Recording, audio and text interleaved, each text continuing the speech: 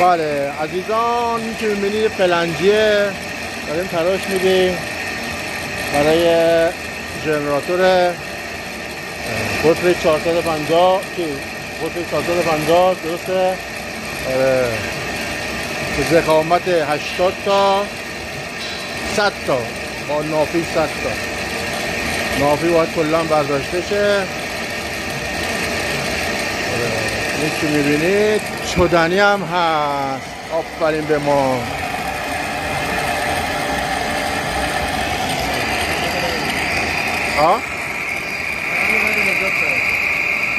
یا